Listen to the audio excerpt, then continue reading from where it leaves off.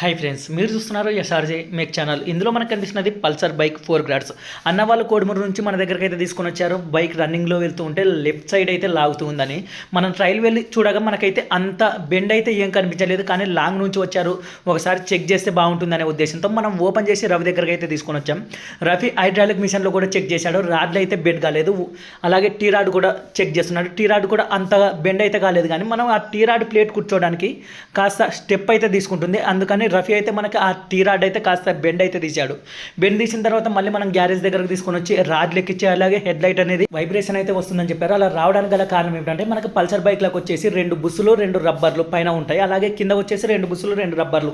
అవి ఏ మాత్రం అరిగినా కూడా మనకి వైబ్రేషన్ అయితే వస్తుంది. అవి కూడా తీసుకొని వచ్చి నీట్గా ఫిట్టింగ్ చేయడం అయితే జరిగింది. అలాగే చైన్ వచ్చేసి డీజిల్ వాష్ చేయండి అని చెప్పారు. మన గ్యారేజ్లో పిల్లాడితో నీట్గా డీజిల్ వాష్ అయితే చేయించడం జరిగింది. డీజిల్ వాష్ వెళ్ళి ట్రైల్ అయితే వెళ్ళి చెక్ చేసాం, పర్ఫెక్ట్గా అయితే ఉంది. టోటల్ ఫిట్టింగ్ ఛార్జ్ అయితే 500 రూపీస్.